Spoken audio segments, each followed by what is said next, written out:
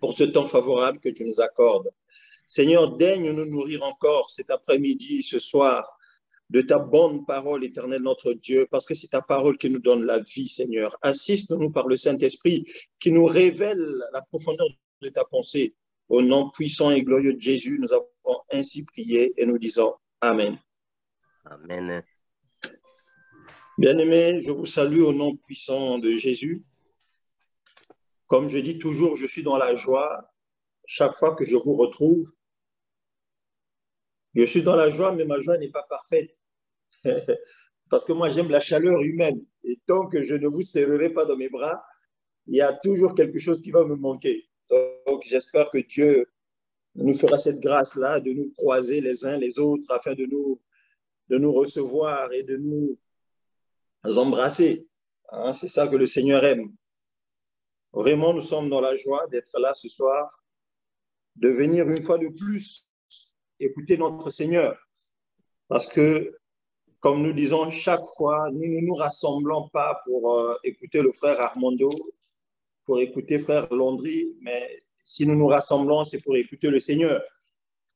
C'est le Seigneur seul qui nous appelle à lui. C'est une responsabilité, hein, bien aimé, que d'être là chaque fois pour venir parler de la part du Seigneur.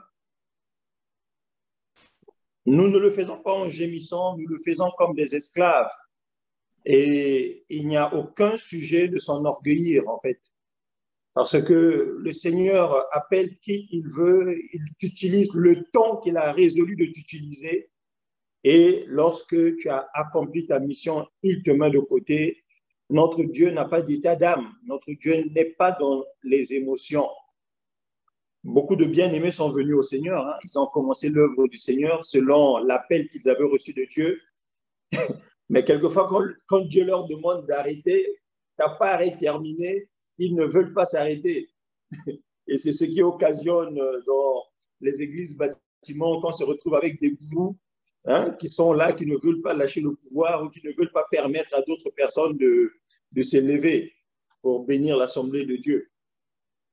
Donc, bien aimé, il n'y a vraiment pas de sujet de s'enorgueillir. Nous sommes de simples instruments entre les mains du Seigneur. C'est le Seigneur lui-même qui nous utilise et une fois qu'il nous a utilisés, il nous met de côté.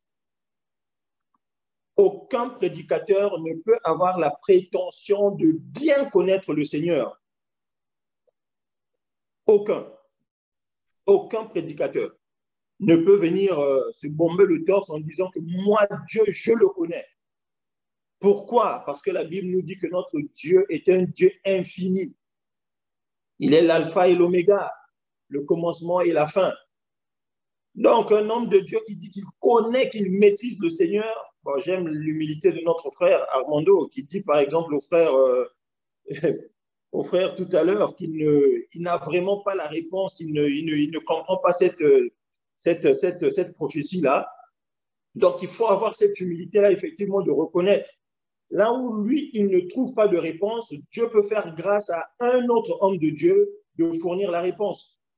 Et c'est ça, hein, c'est comme cela que Dieu travaille. Voilà, donc il n'y a pas à être orgueilleux lorsqu'on marche dans le Seigneur. Que Dieu nous aide dans notre humilité, bien aimé. La Bible dit dans l'évangile de Jean, chapitre 17, le verset 3, « Or, la vie éternelle, c'est qu'ils te connaissent, toi, le seul vrai Dieu, et celui que tu as envoyé, Jésus-Christ. » Bien aimé, lorsque nous lisons la parole de Dieu, quelquefois nous ne réalisons pas la portée de ce que nous lisons.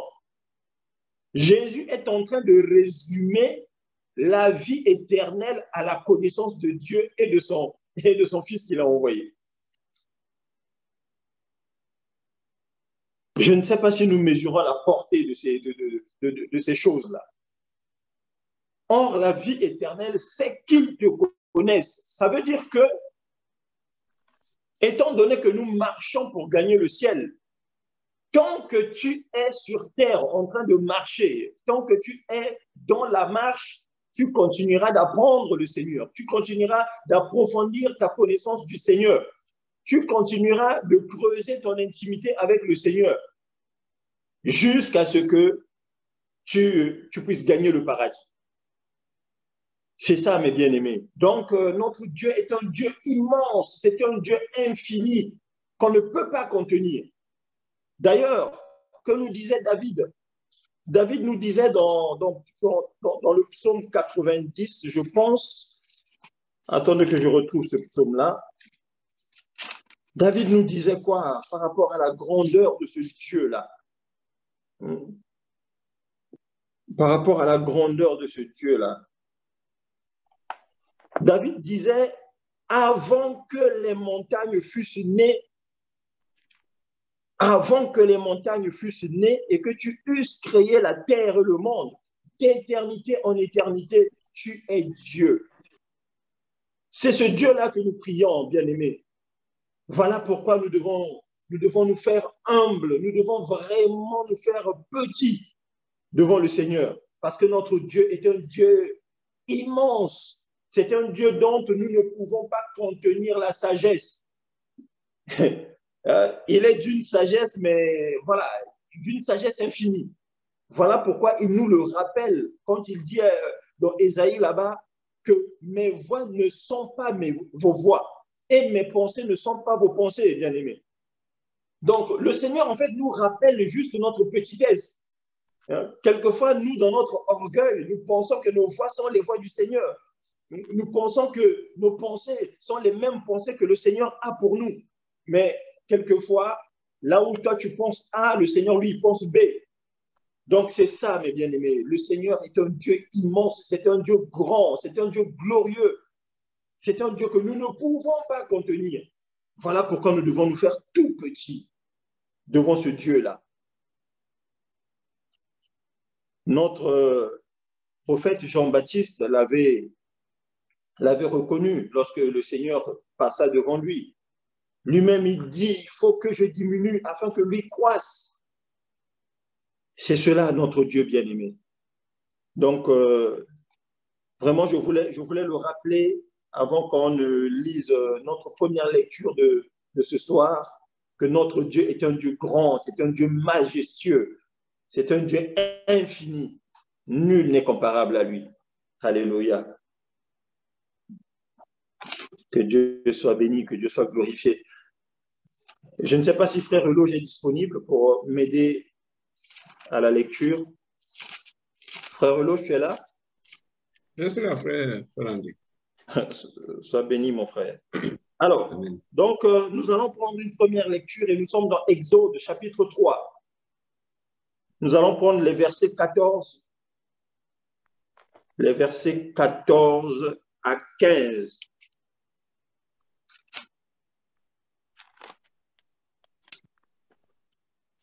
Je fais lecture la parole du Seigneur dans Exode 3, versets 14 à 15. La parole.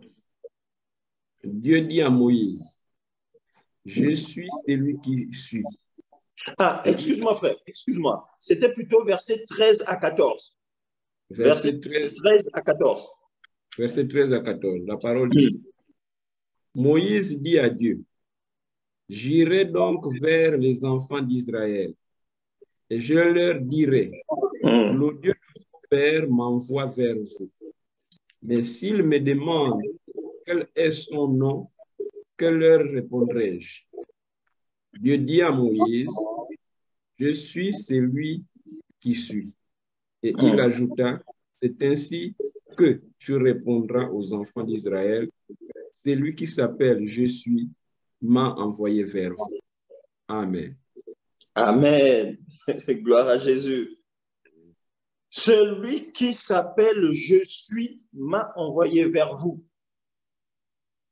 Bien-aimé, Dieu est merveilleux. Dieu dit à Moïse, c'est ainsi que tu répondras aux enfants d'Israël.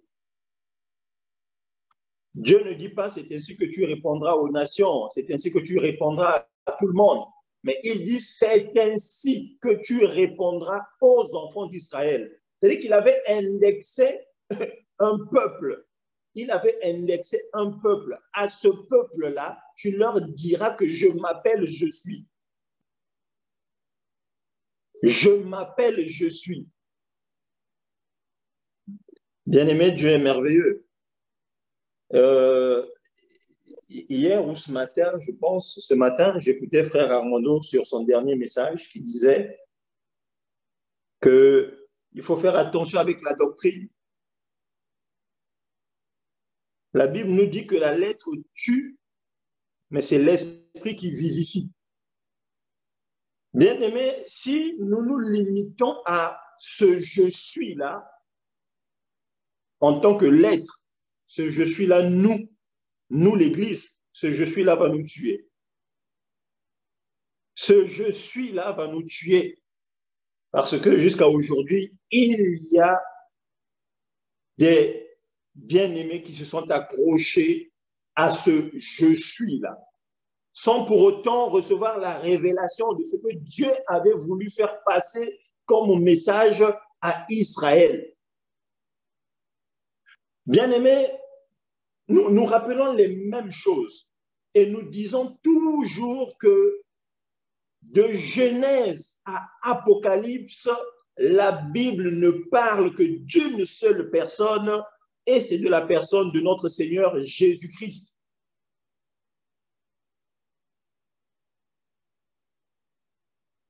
La Bible ne parle que de Jésus. Israël avait un voile. Et on va même le rappeler plus tard, qu'aujourd'hui encore, lorsqu'ils lisent la loi de Moïse, le voile est demeuré sur leurs yeux. Ils ne comprennent pas ce qu'ils lisent en fait. Mais serons-nous comme Israël? Nous, Église, serons-nous comme Israël? Allons-nous lire les Écritures avec un voile devant nous? Tandis que nous avons reçu le Saint-Esprit qui est là pour nous éclairer sur ce que Dieu disait à Israël. Bien-aimés, nous devons faire extrêmement attention. La lettre tue, mais l'esprit vivifie. Restons dans le français, bien-aimés. Va dire à Israël, celui qui s'appelle « Je suis » m'a envoyé. Bien-aimés, nous parlons en français là. Est-ce que « je suis » est une phrase? « Je suis » n'est pas une phrase complète, mes bien-aimés. Voilà pourquoi le frère disait, frère Armando, je cite, qu'il disait dans son message que j'écoutais ce matin, qu'il nous faut rechercher la révélation de la parole de Dieu. Dieu a dit, va dire à Israël, je suis. Or, nous savons que lorsque nous lisons l'ancienne alliance, nous devons retrouver l'accomplissement de ces paroles-là dans la nouvelle alliance. Lorsque nous lisons l'ancienne alliance, il faut qu'on retrouve ça dans la nouvelle alliance là-bas. Il faut qu'on retrouve impérativement. Parce que Dieu explique Dieu. C'est ce que nous disons tout à l'heure. C'est un Dieu immense. C'est un Dieu grand qu'on ne peut pas contenir. Ah non, Dieu a dit, il s'appelle je suis. Et moi, je m'en tiens à cela. Eux, ils s'appellent je suis. Bien-aimés, mais nous devons faire attention. Lorsqu'on nous pose la question, nous sommes en français, je disais, lorsqu'on te pose la question, qui es-tu? Mais tu dois donner une réponse. Et cette réponse-là doit commencer forcément, je suis Landry. Je suis Armando. Je suis Carlos. Donc, en réalité, le Seigneur, quelquefois, parlait à Israël, il utilisait un langage spécifique. Voilà pourquoi le frère nous disait que Dieu, en fait, a un langage. Il ne parle pas une langue, mais il parle un langage. Et nous savons que Israël était dur de cœur. Voilà pourquoi Dieu leur a dit certaines choses qui n'étaient pas dans sa volonté parfaite, mais qui étaient dans sa volonté permissive. Dieu a dit certaines choses à Israël spécialement. spécialement à Israël, à cause de la dureté de son cœur. Mais nous, ces choses-là, nous ne devons pas prendre ces fardeaux-là sur nous. Parce que nous, le Seigneur nous a déchargés de tout fardeau, bien-aimés. Dieu dit, je suis. Je m'appelle, je suis. Mais à quoi faisait-il allusion, bien-aimés? En français, nous savons que je suis, c'est le verbe être. On a des enseignants hein, au milieu de nous ici, le frère Eloge, la sœur Karen, on a des enseignants. Je suis, nous sommes au présent de l'indicatif. Je suis, tu es, il est. C'est le temps présent. Bien aimé, laissez-moi vous dire que pour nous les humains, notre temps à nous se découpe en trois. Nous avons le passé, j'étais, je suis aujourd'hui et je serai demain. Donc nous, les humains, chez nous, notre temps est décomposé en trois. Mais bien aimé, pensez-vous que Dieu aussi, son temps à lui est découpé en trois? Est-ce que le temps de Dieu est découpé en trois? Non, bien aimé, non. Voilà pourquoi le Seigneur nous rappelle qu'en réalité, même Moïse et les prophètes n'ont parlé que de moi. Notre Dieu n'a pas de passé, il n'a pas de futur, mais il ne se conjugue qu'au présent. La Bible bien aimée nous dit, Jésus est le même hier, aujourd'hui et éternellement. Il est le même, il ne change pas, il n'est pas au passé, il n'est pas au futur, mais il n'est qu'au présent. Je suis. Mais nous disons que lorsque le Seigneur dit je suis, certainement qu'il allait compléter quelque chose, parce que ça ne peut pas s'arrêter là. Ça ne peut pas s'arrêter là, bien-aimé. Parce que notre Dieu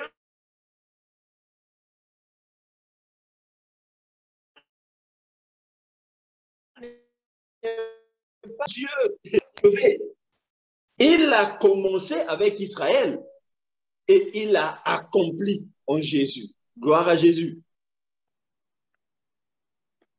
Voilà pourquoi le Seigneur disait, non, je ne suis pas venu pour abolir la loi, mais je suis venu pour l'accomplir. Et pour nous, Église bien-aimée, nous sommes tellement heureux. Nous sommes tellement heureux que Dieu ne nous a pas laissés comme ça. Il nous a rassurés. Non, je ne vous laisserai pas orphelins. Je vous enverrai un consolateur, l'esprit de vérité.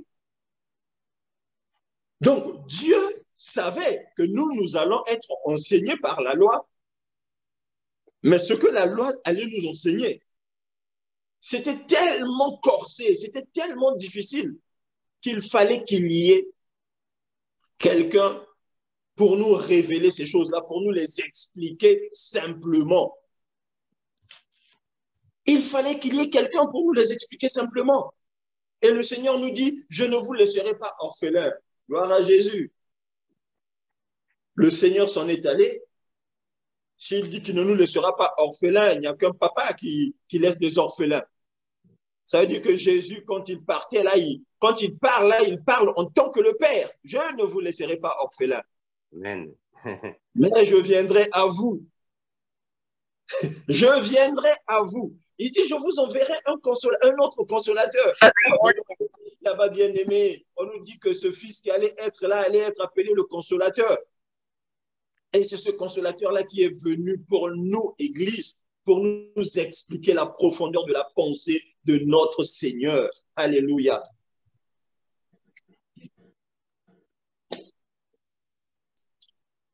Frère Eloge, on va prendre une deuxième lecture. Nous sommes dans le livre de Jean, dans l'évangile de Jean, chapitre 8. Évangile de Jean, chapitre 8.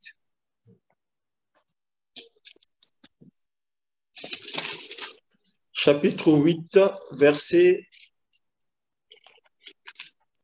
56 à 59.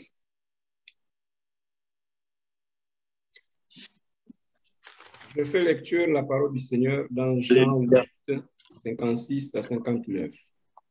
La parole dit, Abraham, votre père, a tressailli de joie de ce qu'il verrait mon jour. Il l'a vu et il s'est réjoui. Les Juifs lui dirent, tu n'as pas encore 50 ans et tu as vu Abraham. Jésus leur dit, en vérité, je vous le dis, avant qu'Abraham fût, je suis. Là-dessus, ils prirent des prières pour les jeter contre lui. Ils prirent des pierres, autant pour moi, pour les jeter contre lui. Mais Jésus se cacha et il sortit du temple. Amen. Gloire à Jésus. Bien-aimé, vous savez, notre Seigneur est insolent. Hein? Jésus est insolent. On nous dit ici au verset 57, les Juifs lui disent, tu n'as même pas encore 50 ans. Et tu as vu Abraham. Tu n'as même pas 50 ans et tu as vu Abraham, tu vois. Parce qu'Abraham était mort beaucoup d'années en arrière, beaucoup. Le verset 58, Jésus leur dit, en vérité, je vous le dis. Et c'est là, c'est ici que je parle de l'insolence de notre Seigneur. C'est-à-dire que Dieu fait ce qu'il veut. En temps normal, si le Seigneur était un élève dans la classe de la sœur Karen, il lui donnait un 0 avec la conjugaison qu'il fait ici. Jésus leur dit, en vérité, je vous le dis, avant qu'Abraham fût, je suis. Quelle conjugaison. Ma sœur Karen, frère Eloge, vous qui enseignez les enfants, vous imaginez un enfant qui vous écrit cette phrase-là dans la classe? C'est un bon 0. Le Seigneur est audacieux. C'est ce Dieu-là, c'est-à-dire qu'il fait ce qu'il veut. C'est là, en fait, la souveraineté de Dieu. Il parle d'Abraham au passé, parce que j'ai dit tout à l'heure que chez nous, les humains, nous avons un passé, un présent, un futur. Mais le Seigneur, lui, n'a pas de passé. Il n'a pas de présent, il n'a pas de futur. Il ne se conjugue qu'au présent. Et ici, il le confirme. Donc, voilà pourquoi nous disons que là-bas, dans l'ancienne alliance, là-bas, dans Exode, là-bas, quand il dit, va dire à Israël que celui qui s'appelle Je suis m'a envoyé. Mais ici, pour nous, Église, nous avons la réponse qu'en réalité, ce Je suis-là n'était autre que le Seigneur Jésus, qui est le même hier, aujourd'hui et éternellement. Et donc, nous disons que lui ne se conjugue qu'au présent. Il s'en fout. Dans la même phrase, il y a le passé pour Abraham et lui-même, il est au présent. Avant qu'Abraham fût, je suis. Hein, bien-aimé? Vous voyez l'audace? Et on nous dit que les Juifs étaient tellement fâchés qu'ils ont voulu le tuer, ils ont voulu le lapider. Ils ont ramassé des pierres pour le lapider. Mais pourquoi les Juifs ont voulu lapider le Seigneur? Nous devons nous poser la question. Pourquoi en fait ils ont voulu le lapider? Parce qu'en réalité, eux, ils connaissaient les paroles de Moïse. Ils connaissaient les paroles que Moïse avait transmises au peuple, que Dieu s'appelle Je suis. Et en réalité, quand le Seigneur Jésus dit que avant qu'Abraham ne fût, je suis, en réalité, il leur disait simplement que, en fait, c'était moi l'Éternel, en fait, qui avait parlé au travers d'Abraham. Gloire à Jésus. Donc, Jésus est en train de confirmer aux Juifs qu'en réalité, cette parole que Moïse était venu vous apporter là, que ce monsieur-là, il a dit qu'il s'appelle Je suis, mais en réalité, c'était moi, en fait. Donc, avant qu'Abraham ne fût, moi je fus. Hein, plutôt, avant qu'Abraham ne fût, je suis. Hein?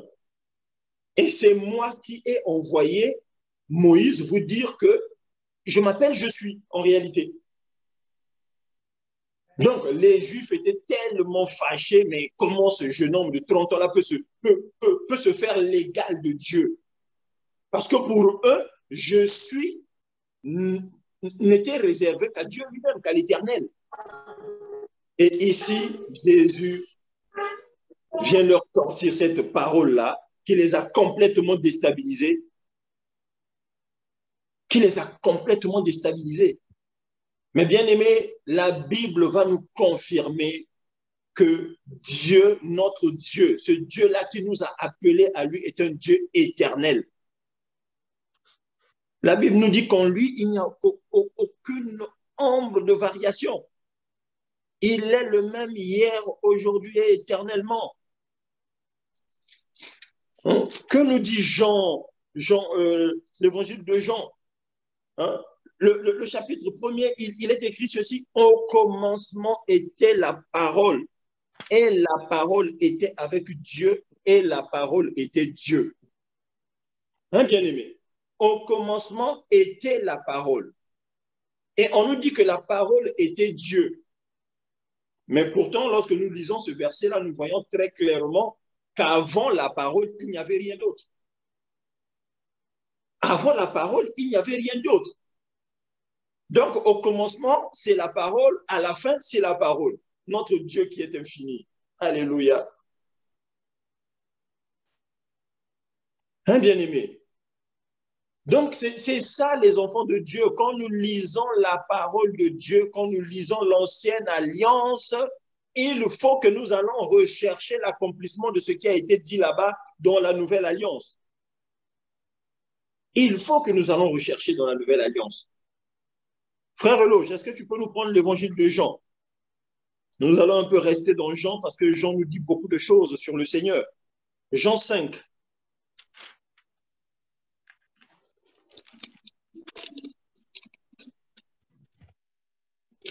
Jean 5.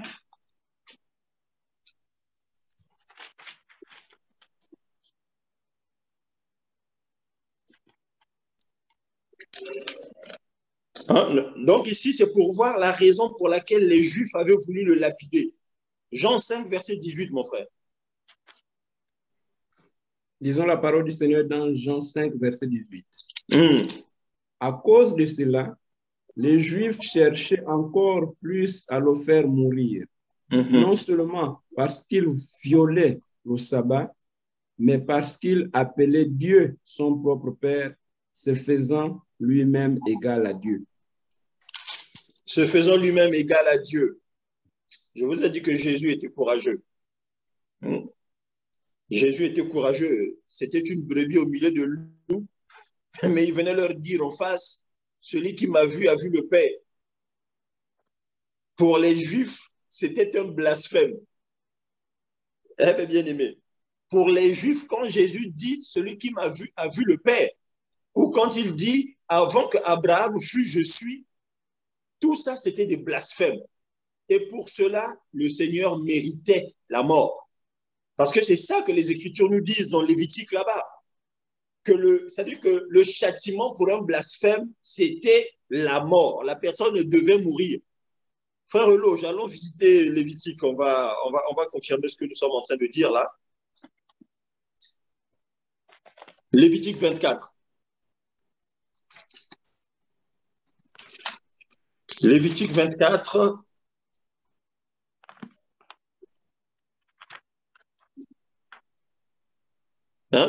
Lévitique 24, 11 à 14. Je fais lecture de la parole du Seigneur dans Lévitique 24, versets 11 à 14. Le fils de la femme israélite blasphéma et maudit le nom de Dieu. On l'amena à Moïse. Sa mère s'appelait Shélomite, fille de Débri, de la tribu de Dan. On le mit en prison jusqu'à ce que Moïse déclarer ce que l'Éternel ordonnerait. L'Éternel parla à Moïse et dit, fais sortir du camp le blasphémateur, tous ceux qui l'ont entendu poseront leurs mains sur sa tête et toute l'assemblée le lapidera. Amen. Donc, mes bien-aimés, nous voyons ici que le châtiment contre le blasphème, c'était la lapidation. Et c'est ça que les Juifs avaient voulu faire lorsque Jésus déclare que avant qu'Abraham fût, je suis. Jésus venait de blasphémer. Et pour les Juifs, il méritait la mort. Il n'y avait pas d'autre châtiment que ça. Il n'y avait pas d'autre châtiment que ça. Jésus méritait la mort, bien-aimé. Mais en réalité, pour vous, c'est moi. Mais Jésus ne blasphème pas en réalité. Il ne blasphème pas, il disait la vérité parce qu'il est, il était et il est Dieu. Il était et il est Dieu. Même dans son corps de fils, pendant qu'il est passé sur la terre, il était Dieu. Voilà pourquoi il dira que celui qui m'a vu a vu le Père. Moi et le Père, nous sommes un. Donc en réalité, le je suis là-bas n'était autre que notre Seigneur Jésus. Je suis, nous avons dit comme conjugant, nous dirons il est. Lui, s'il dit de lui-même que moi je suis, nous dirons de lui qu'il est. Mais il est qui? Voilà la question à laquelle il fallait répondre. Parce que nous disons tout à l'heure, on te pose la question, qui es-tu? Mais en répondant, il faut que tu dises, je suis X, ou je suis Y, ou je suis Z. Ça ne peut pas s'arrêter à je suis, parce que c'est une réponse incomplète. Or, le Seigneur Jésus est venu, bien aimé, pour abolir la, et plutôt pour accomplir la loi. Il n'est pas venu pour l'abolir, mais c'était pour l'accomplir. Je suis. Mais je suis qui? Autrement, qui je suis? Le Seigneur était certainement quelqu'un ou quelque chose, mais il était qui en réalité?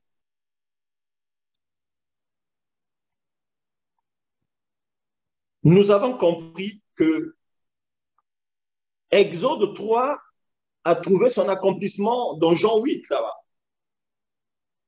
Exode 3 trouve son accomplissement en Jean 8. Là, nous y voyons un peu plus clair. On peut maintenant dire aisément qu'en réalité, celui qui était, celui qui est je suis là-bas, à Exode, n'était autre que le Seigneur Jésus. Mais c'est comme je disais, lorsqu'on écrit une phrase je suis, en français bien aimé, il y aura 3 points de suspension. Parce qu'une personne ne peut pas dire simplement je suis et s'arrêter là. Et il n'a rien dit en fait. Mais nous disons qu'il faut ou qu'il fallait chercher à ce que nos yeux s'ouvrent pour connaître la suite de ce je suis là. Pour qu'on sache je suis qui. Peut-être que je suis un menteur, peut-être que je suis un voleur, peut-être que je suis un brigand, mais je suis certainement quelque chose. Hein, bien-aimé?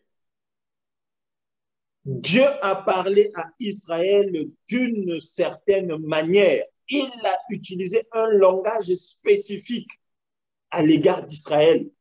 Pourquoi? Eh bien parce qu'Israël était dur de cœur. Dieu, quelquefois, donnait certains préceptes à Israël à cause de la dureté de leur cœur. Et nous l'avons vu entre-temps, bien-aimés. Si nous suivons nos enseignements correctement, nous avons vu. On nous a parlé de la volonté parfaite et de la volonté permissive.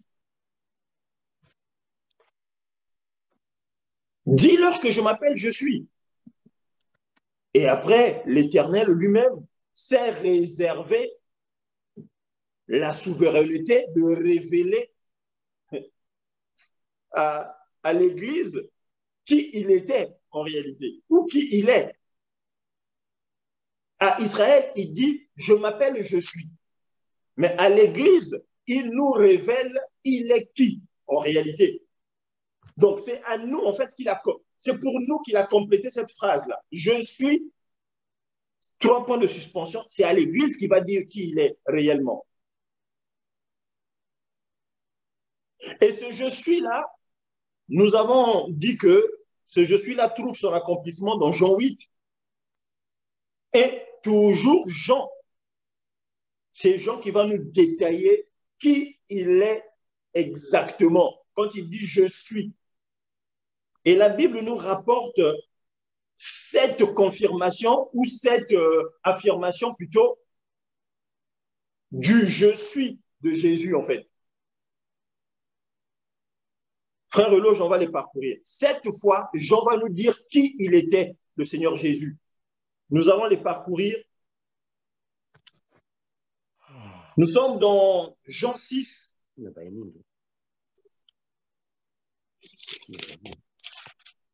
Nous sommes dans Jean 6, le verset 35.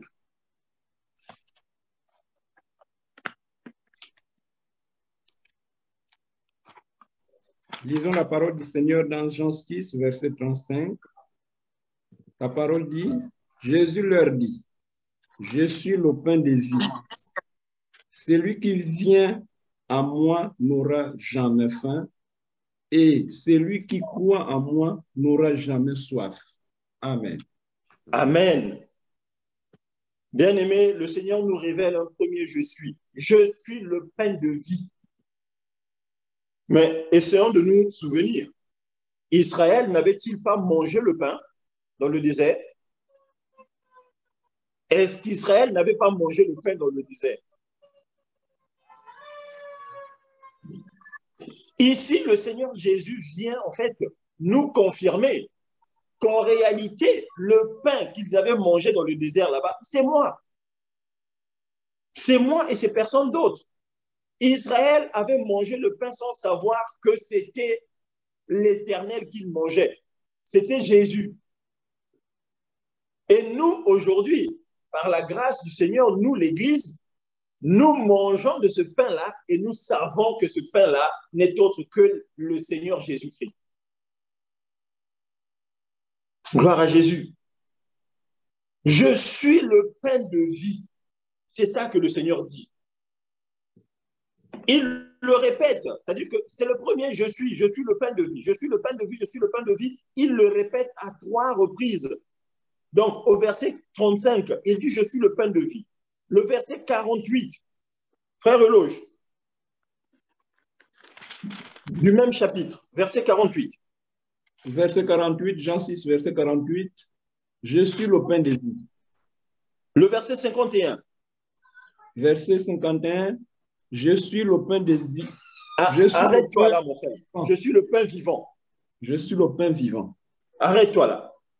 Donc, le Seigneur nous montre une première facette de ce qu'il est, ou on va dire un premier attribut de ce qu'il est. Parce que nous avons dit que le « je suis » dans Exode là-bas, c'était une phrase incomplète.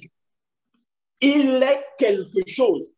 Mais c'était quoi cette chose-là? C'est ce qu'il est venu nous révéler ici. Il nous dit premièrement, je suis le pain de vie. Gloire à Jésus. Le Seigneur est le pain de vie. Jean 8, le verset 12, frère Eloge.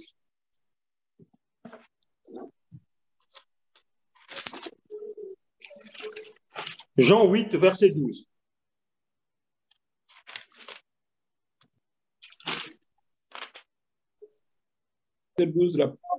Jean 8, verset 12, la parole dit, Jésus leur parla de nouveau et dit, je suis la lumière du monde. Celui qui me suit ne marchera pas dans les ténèbres, mais il aura la lumière de la vie. Amen. Gloire à Jésus. Un deuxième attribut, il complète la phrase en disant, je suis la lumière du monde. Et nous avons vu Israël, non, marcher avec la lumière.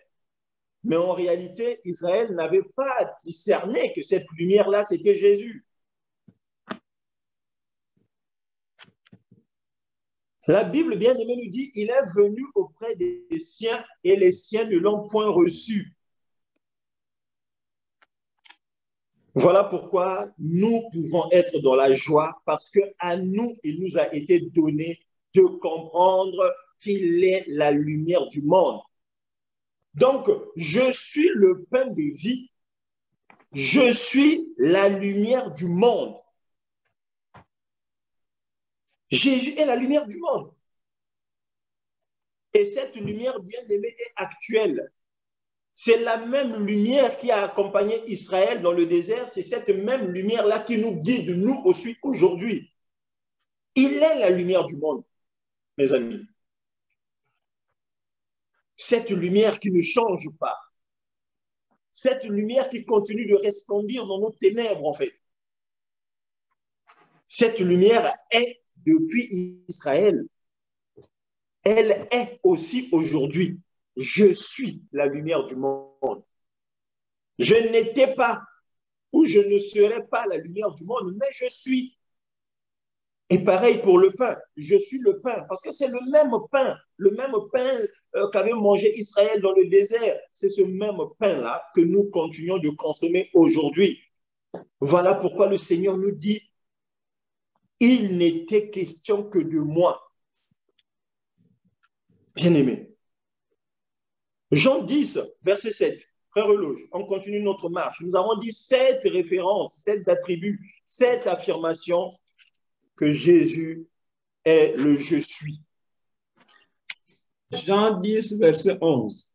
La parole dit, je suis non, Jean 10, verset 7. Jean 10, verset 7. La parole dit, Jésus leur dit encore, en vérité, je vous le dis, je suis la porte des brebis. Amen. Gloire à Jésus. Mais il nous donne un autre attribut, un autre adjectif.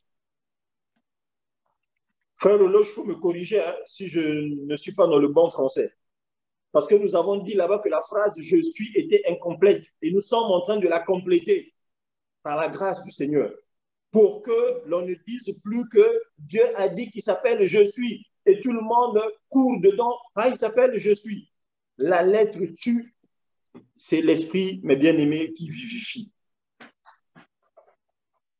Dieu a parlé en mauvais français, entre guillemets, à Israël. Mais Israël n'avait pas compris que la phrase-là était incomplète.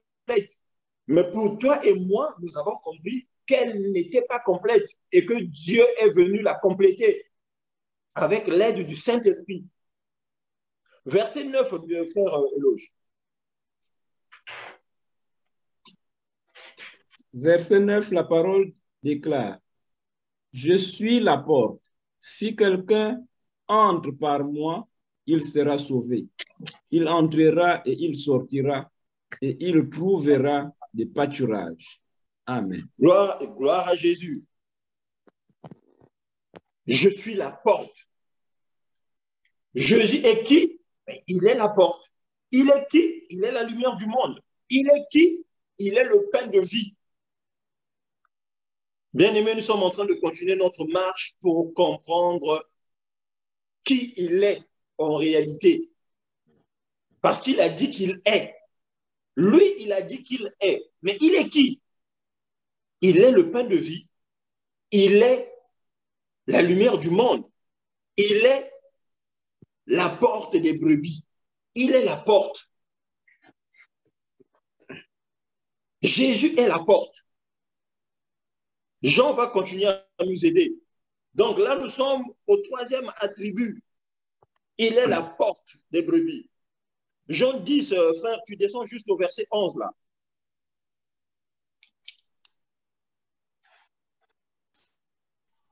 Au verset 11, la parole dit, « Je suis le bon berger.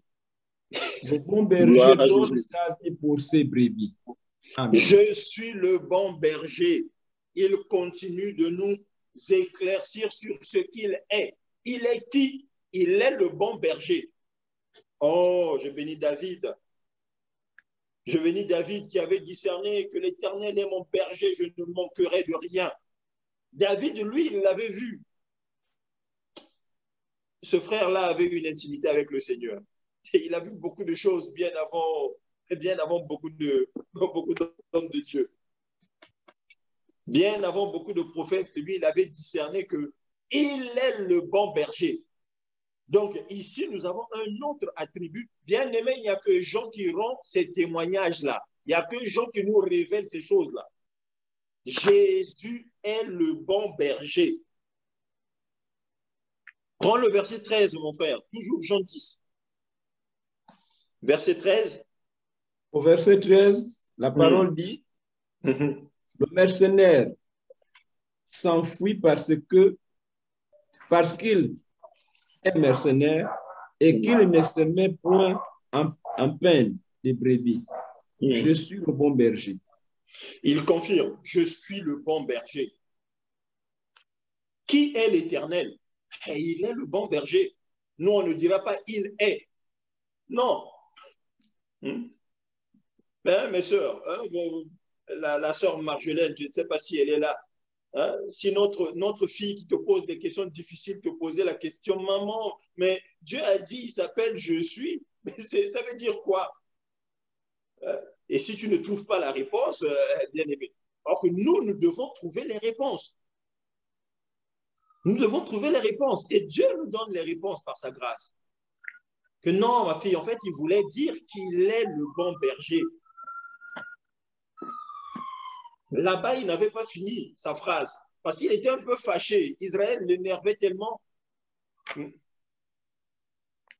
Donc là-bas, il leur a donné des messages, mais des messages voilés.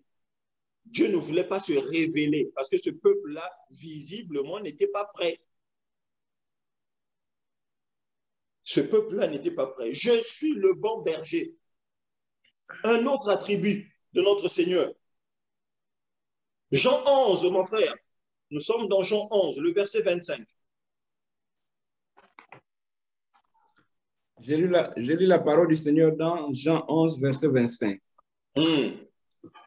Jésus lui dit, je suis la résurrection et la vie. Celui qui croit en moi vivra, mais même s'il meurt. Amen. Gloire à Jésus. La même question revient. Il est qui? Qui il est? Mais il est la résurrection et la vie. Nous, Église, ne dirons pas il est. Non, on ne dira pas ça. C'est un message inachevé. L'Éternel est qui? Mais il est la résurrection et la vie. Depuis toujours. Ce n'est pas les attributs qu'il est venu prendre quand il est venu marcher sur la terre. Non, depuis toujours avec Israël. Il a toujours été la résurrection et la vie. Mais Israël ne savait pas. Il ne savait pas ça. L'Éternel, le Seigneur Jésus ici nous dit, je suis la résurrection et la vie. Celui qui croit en moi vivra quand même il serait mort. Et nous avons lu, nous avons des enseignements sur l'Apocalypse. Nous savons que nous vivrons avec le Seigneur éternellement. Alléluia. Il est la résurrection et la vie. Gloire à Jésus. Mon frère, on continue notre marche. Nous sommes dans Jean 14, le verset 6.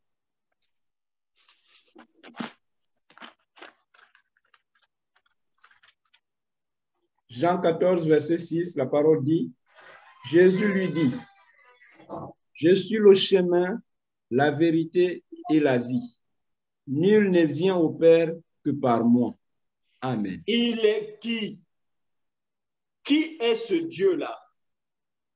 Ici, il nous dit encore, je suis le chemin, la vérité et la vie. Voilà une phrase de français. Ça, c'est une phrase de français. Je suis le chemin, la vérité et la vie. Et là, la phrase devient plus claire pour nous, contrairement à la phrase floue qu'il a donnée à Israël. Je suis, point. Et il s'est arrêté là. Je m'appelle je suis, appelez-moi comme ça. Vous savez, mes bien-aimés, Dieu pouvait dire même à Moïse, va leur dire que je m'appelle maintenant. Va leur dire, celui qui s'appelle maintenant, celui qui s'appelle présent, m'a envoyé. Va leur dire, celui qui s'appelle maintenant m'a envoyé. Il dit, je m'appelle, je suis. Mais je suis quoi? Je suis qui? Ici encore, il vient nous apporter encore un brin de lumière, mes bien-aimés. Je suis le chemin, la vérité et la vie. Et tout ça, c'est notre frère Jean qui est en train de nous rapporter ces choses. Voilà pourquoi il est important, mes bien-aimés, de lire notre Bible. C'est très important de méditer la parole de Dieu. Les soucis avec ceux qui ne lisent pas la Bible ou ceux qui ne méditent pas la parole de Dieu, c'est qu'ils vont se faire balader à tout vent de doctrine. Tu tombes sur un charlatan qui te dit, ah non, dans Exode, Dieu a donné son nom. Il s'appelle Je suis. Et toi aussi, tu dis Amen. Et tu t'arrêtes là. Tu ne continues pas la lecture. Tu ne sais pas que Jésus avait confirmé ça de l'autre côté. Mon frère, ce que tu as lu va te tuer parce que la lettre tue. L'esprit de la loi, bien aimé, c'était l'esprit de la lettre. Alors que la grâce, mes bien-aimés, c'est le Saint-Esprit qui vient pour nous révéler les choses cachées, les choses que Dieu a cachées à Israël. Quand il dit à Israël, je m'appelle, je suis, il ne leur dit pas tout. Mais le tout là, c'est à nous qu'il est venu le révéler. Voilà pourquoi je dis toujours que nous, les chrétiens, nous sommes comme des enfants gâtés. Notre Père nous ouvre le secret. Notre Père nous fait entrer dans la chambre. Et il nous révèle des choses cachées que beaucoup d'autres personnes ne connaissent pas. À nous, il nous le révèle. Ce n'était pas le cas pour Israël, mes bien-aimés. Mon frère Eloge, nous allons terminer avec un 7e attribut. Nous avons dit qu'il l'a évoqué 7 fois. Nous sommes dans Jean 15. Le verset 1er. Jean 15, verset 1. La parole du Seigneur dit dans Jean 15, verset 1, « Je suis le vrai cep et mon Père est le vigneron. » Amen. Gloire à Jésus. Je suis le vrai cep et mon Père est le vigneron. C'est le dernier attribut que Jean va évoquer, mes bien-aimés. Je suis le vrai cep et mon Père est le vigneron. Ça, c'est des paroles que nous connaissons, mais pourtant, nous n'avons jamais fait le lien entre ces paroles-là et Exode 3. Nous n'avons jamais fait le lien en réalité. Nous nous contentons simplement de lire. Je suis le vrai cep. Oh, je suis la lumière du monde. Oh, je suis le chemin, la vérité et la vie. Nous tous, nous connaissons ces passages-là. Mais avons-nous compris que c'était la suite de ce que Dieu avait dit à Israël de l'autre côté, en Exode? Va leur dire que celui qui s'appelle Je suis. Bien-aimés, nous avons dit au début que toute la Bible ne parle que de Jésus, notre Seigneur. Il n'y a personne d'autre. Si vous trouvez quelqu'un d'autre, vous avez certainement besoin de délivrance. La Bible ne nous parle que de Jésus. Comme disait frère Armando ce matin, j'écoutais le message. Hein? Ces pasteurs qui vont épouser plusieurs femmes, hein, qui sont partisans de la polygamie. Parce que Salomon avait 1000 femmes, eux aussi vont prendre 1000 femmes. Bien-aimés, ils agissent par rapport à la lettre. Ils n'ont pas compris ce que le Seigneur voulait passer comme message à Israël. Mais nous, les enfants gâtés, les enfants qu'il aime, à nous, il nous a révélé ces choses-là. Nous n'irons pas prendre, nous ne serons jamais polygames parce que notre Dieu n'est pas polygame. Contrairement à ce que disent certains.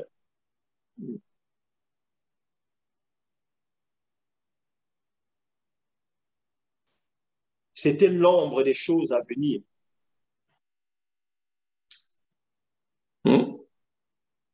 C'était l'ombre des choses à venir. Paul dit que la loi a été donnée comme un pédagogue. Et nous avons vu que nous avons fait court aujourd'hui. Nous avons vu que ce pédagogue-là nous a dit que Dieu s'appelait Je suis. Mais après, pour nous, enfants de Dieu, il a fallu qu'on cherche ce que Dieu voulait dire par là. Seigneur, mais comment ça se fait que tu t'appelles Je suis? Écoute, cette phrase-là n'est pas complète. Et le Seigneur nous a ouvert les yeux pour qu'on comprenne qu'il est le pain de vie, qu'il est la lumière du monde, qu'il est la porte des brebis, qu'il est le bon berger, qu'il est la résurrection et la vie, qu'il est le chemin, la vérité et la vie, qu'il est le vrai cep. C'est la suite de cette phrase-là que Dieu avait donnée à Israël. Parce que Israël était dur de cœur. Bien-aimés, j'aimerais nous exhorter à ne pas avoir un cœur dur comme Israël, de peur que Dieu ne nous révèle pas la profondeur de sa pensée. Ce Dieu-là, nous ne pouvons pas le contenir. Il est tellement immense, il est tellement grand. Faisons-nous tout petits. Lorsque nous lisons la parole de Dieu, que nous tombons sur une parole qui nous dépasse, mettons-nous à genoux, demandons au Seigneur, Père, que veux-tu dire par là? Que veux-tu dire par là?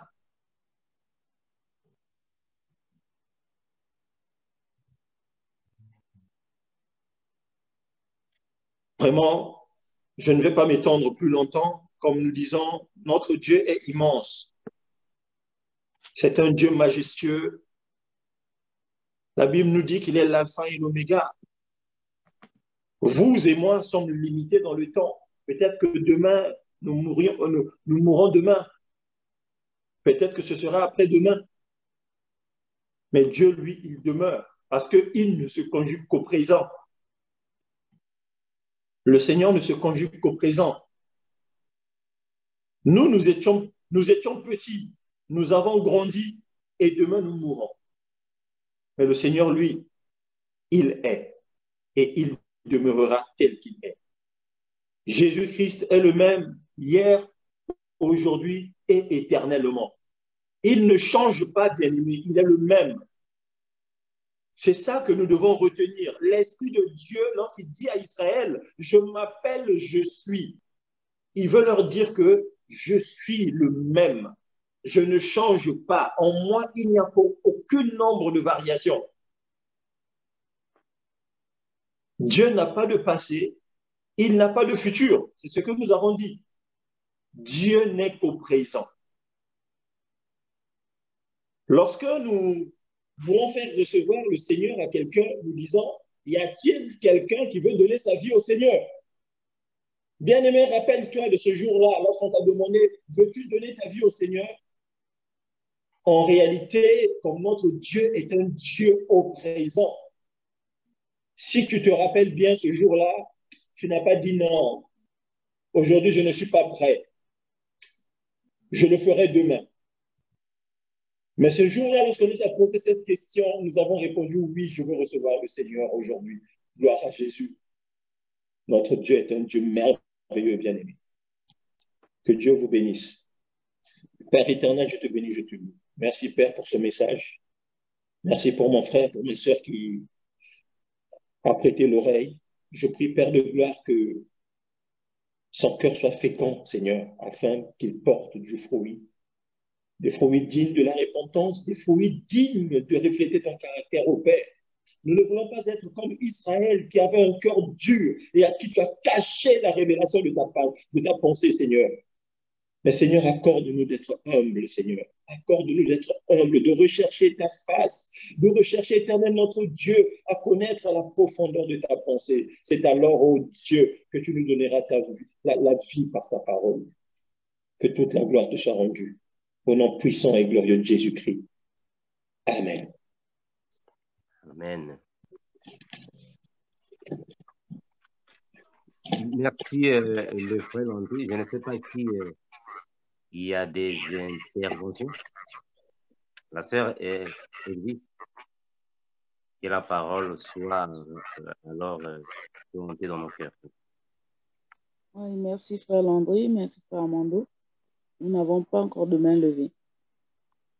Merci, mes bien-aimés. Je voulais juste passer rapidement une annonce par rapport au GIEC. Comme nous disons toujours que s'il y a des sujets à partager, il y a des questions, vraiment, contactez-nous. Nous sommes là. Le frère Landry est là.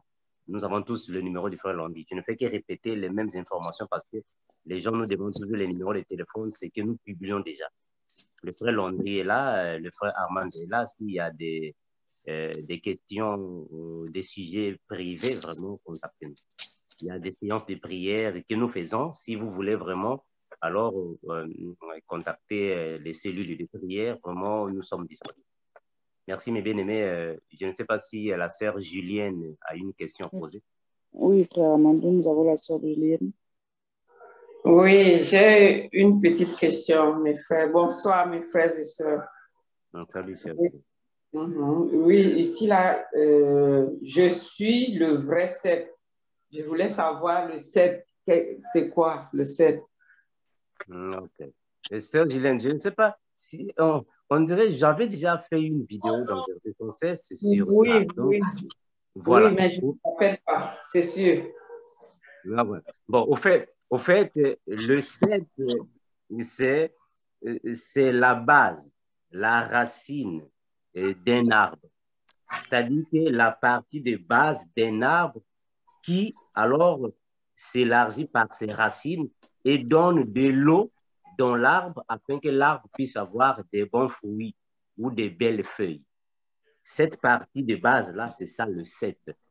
Nous sommes les sarments. Le sarment signifie les branches d'un arbre. Donc, c'est nous qui sommes attachés à Jésus. Les arbres sont attachés à l'arbre et l'arbre nous donne de l'eau qui nous fait grandir. Donc, le cep, c'est Jésus parce que c'est lui qui nous donne l'eau. C'est lui qui nous donne la parole. C'est lui qui nous donne la sémence afin que nous puissions grandir.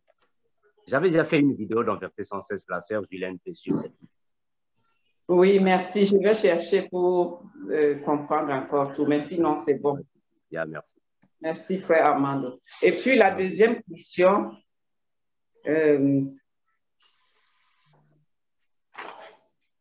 La deuxième question, c'est quoi? C'est une question. Je suis le pain de la vie. Oui, le Seigneur est le pain de vie. Bon, avant, on allait dans les églises, bâtiments, on prenait la communion, le pain et le vin comme le sang de Jésus. Aujourd'hui, nous n'allons plus dans l'église bâtiment. Je ne sais pas si en lisant la parole, en se nourrissant avec la parole, ça compense ce pain-là qu'on mange. C'est l'autre-là qui est nécessaire. Je ne sais pas. Je me pose beaucoup de questions. Merci, la sœur Julienne. En fait, c'est ce que le frère Landry était en train de dire, qu'il y a la lettre qui est la doctrine, mais il y a aussi l'esprit. Donc, la Sainte Seine, quand elle est physique, c'est la doctrine. C'est la doctrine, manger du pain, boire du vin, la doctrine. Mais nous comprenons que nous devons prendre les choses d'une manière spirituelle parce que c'est le spirituel qui donne la vie. Voilà pourquoi le frère Landry a dit, la lettre tue, l'esprit vivifie. La doctrine ne vivifie pas. Ce sont les mêmes termes que nous répétons dans presque toutes les vidéos maintenant. La doctrine ne sauve pas. En réalité, le vrai pain, c'est Jésus. D'ailleurs, lui-même, il a dit, je suis le pain qui est descendu du ciel. C'est Jésus qui l'a dit.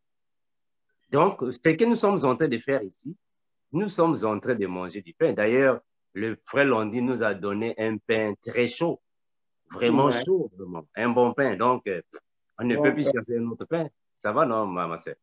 Oui, ça va très bien. J'ai eu les éclaircissements. Merci beaucoup. Merci. La sœur Edwige.